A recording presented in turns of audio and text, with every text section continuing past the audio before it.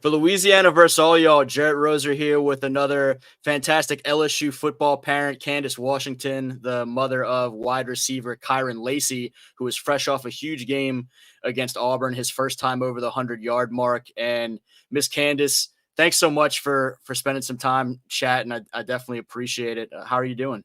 I'm doing amazing. Thank you so much for having me. I really appreciate it. Yeah, I know.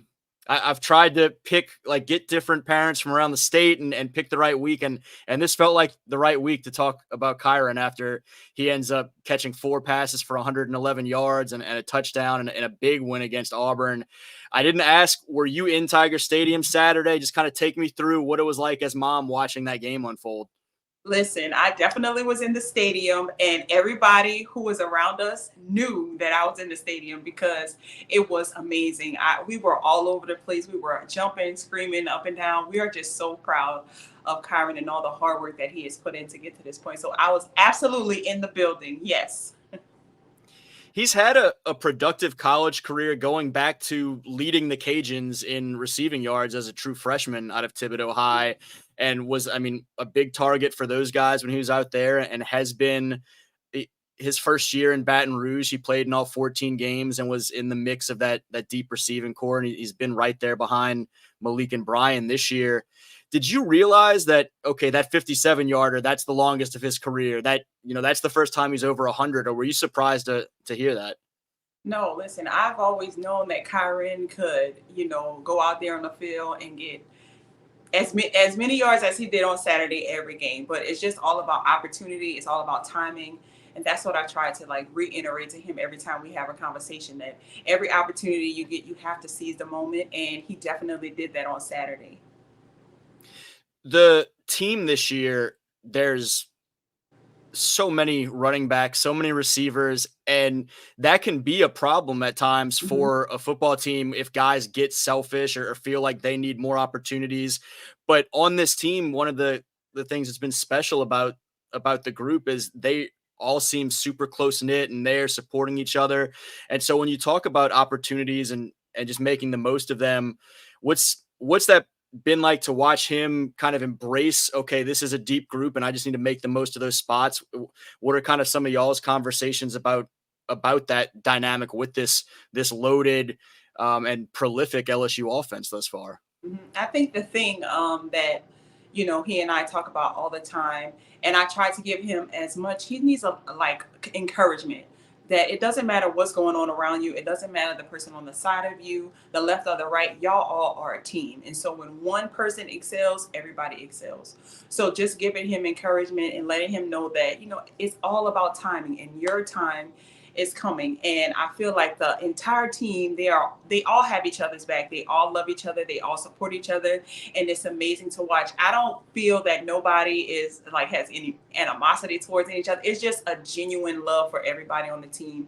They're always happy for each other when somebody does something big in a game. And it's just an amazing, I wish that I could be a part of that, honestly. So I'm proud of all of them. I'm proud of Kyron, and I'm proud of all of them. But I always try to tell him to seize every moment, every opportunity that you are given, just to do your best and give 100%. And I do also tell him all the time, because I know, he had, a couple drop passes and, balls in the past. So I just try to tell him, listen, son, you are a human being. You're not a robot. You're going to make mistakes. Things are going to happen, but it's not about, the mistakes that you make. It's about how you bounce back from that. A lot of people stuck in their mistakes and stuck in the things that they wish they could have done better. But I'm always telling him, get up, you keep fighting, you keep going. And I really feel like he is definitely walking the path that he's supposed to be walking in right now. That kind of shaking off some drops is something that he talked about this offseason with the media in general. And then I know he did a video with, I don't remember if it was Jordan or with Gordon, one of the Yeah. Oregon guys. But he talked about that he was really locked in this summer and wanted to show kind of a next step in his game or a greater consistency. And he had the one drop early on, a tough contested pass on Saturday, and then comes back and has the huge game. What was just his excitement level, first of all, I guess, after the game when you had a chance to see him or talk to him afterward? we talked about your excitement level. How was he feeling after that one? He was very excited. Like myself and his two brothers, we were all at the game, and then some of his friends were there from out of town, and we all were just so excited. We were talking about how how good that he played, and he was very excited. He was very proud of himself. And I think maybe like 3 or 4 days before the game on Saturday, I sent him a text message, and I was just like, "Look, anything that you want, you have to fight and you have to go get it." I was like, whatever is on the inside of you, you have to open up that beast and you have to go get it. And when I seen him on Saturday, I was like, yes, this is what we talked about. Yes. So he was definitely excited. Everybody was proud of him. Everybody was coming up to him, talking to him, getting autographs, and just showing so much love and support and saying how proud they are of him. I can't tell you how many people came up to me and told me to tell him, that they're proud of him and to keep going. And it was just an amazing day. Saturday was just amazing. And myself and my other two sons, we had a little TV debut. They pan the camera, so we were on TV for like 3 seconds. So yeah, Saturday was amazing. It was just an amazing weekend. Absolutely. How much did your phone blow up in that moment?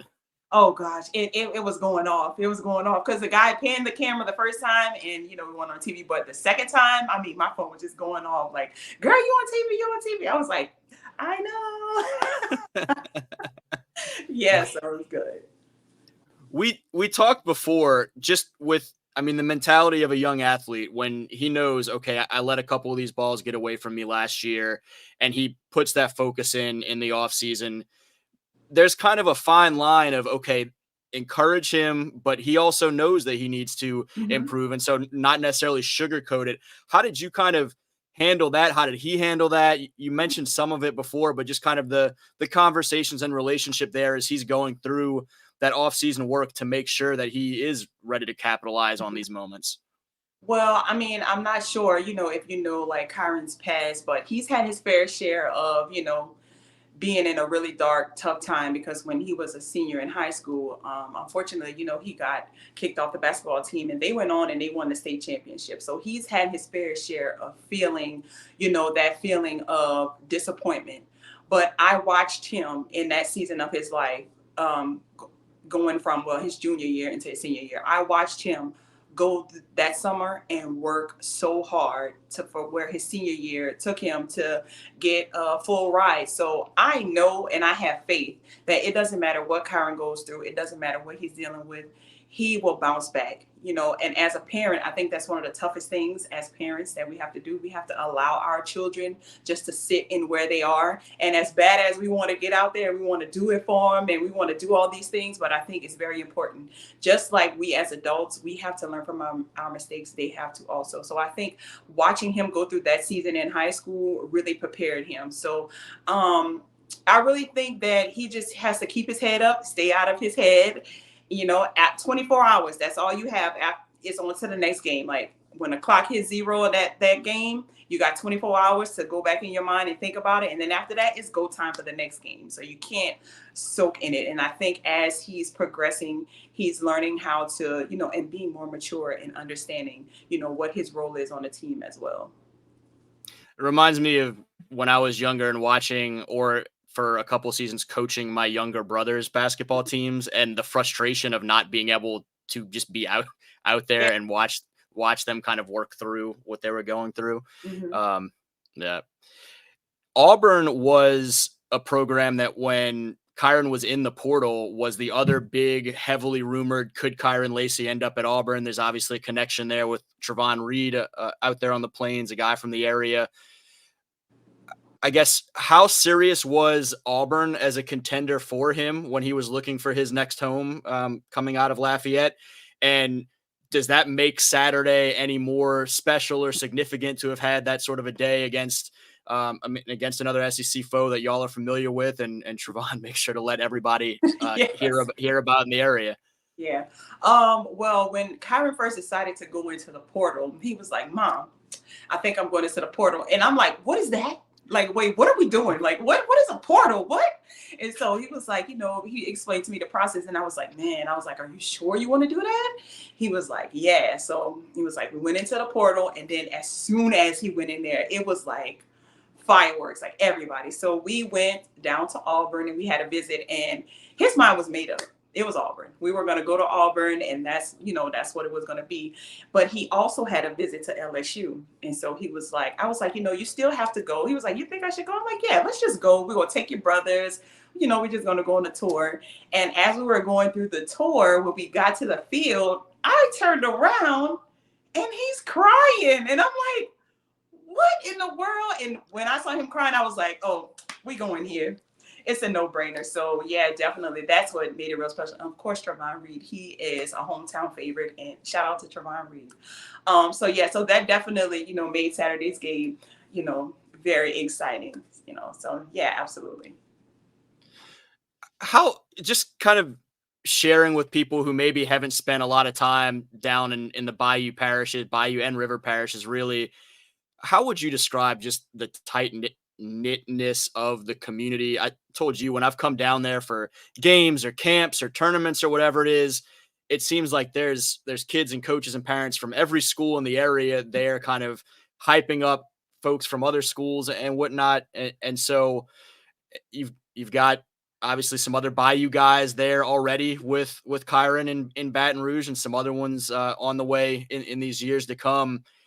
Just what is that community dynamic like in that area of the state, and how much are they a part of this excitement for what's going on with him in Baton Rouge right now?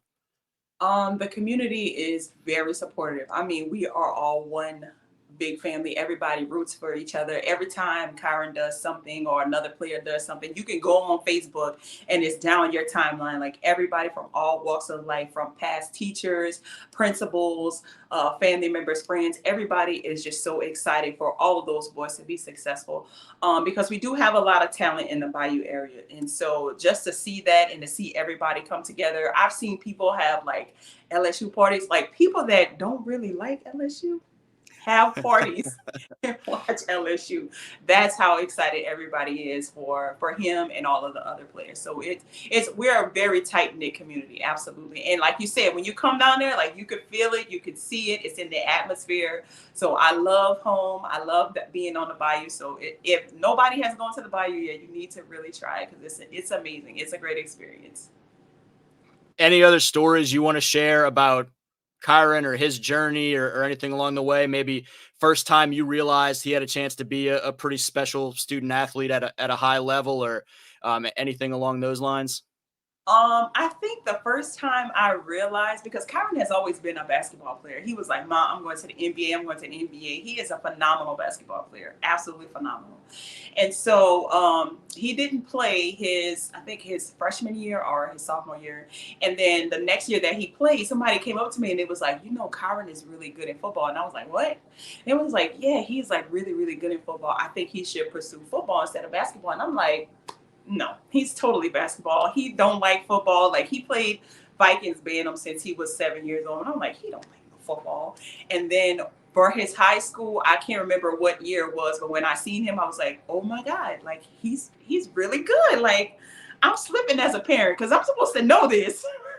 But yeah, like that was my first time, realizing that, he could be a phenomenal football player, in which he is. And I'm very glad that, he has a lot of support with his friends that encourage him to play football because it's really working out for him. He has a full ride, that takes a lot of stress and pressure off of me and his dad and our family. So God has been amazing. And it's just awesome to see where he's come from and where he is now. And the future is bright. And I can't wait to see, where he goes from here. And now he's had a chance to be a part of younger buddy Kylan Billiot realizing that Oh, same yeah. process of, wait, I actually am going to be a heck of a football player. Yes, absolutely. I was a counselor at Terrebonne High School for the last 9 years. I'm not there anymore, but Colin was one of my students, and he has a very bright future. He's an awesome kid. I can't wait to see him, join the team and, go on to do great things. So there are a lot, like I said, there are a lot of great, athletes from the Bayou, and it's just exciting to see everybody and all these kids, being able to fulfill their dreams. Because there are a lot of kids who, would like the opportunity to be on a team such as LSU. And, God has been good and has favored Kyron and all those boys to be able to experience that. So it's very exciting. No doubt. Well, I asked you for 10 or 12 minutes and we've chatted for about 15, so I don't want to eat up your whole evening. That's But okay. I again, I certainly appreciate your time, just talking about the journey a little bit and the excitement of this latest game. Yes, thank you so much for having me. Anytime, anytime. There you go. Again, she's Kandace Washington, the mother of LSU wide receiver Kyren Lacy, fresh off of his first 100-yard career game, doing some fantastic things for the Tigers in Baton Rouge and for Louisiana versus all y'all, Jarrett Roser. Yes, thank you.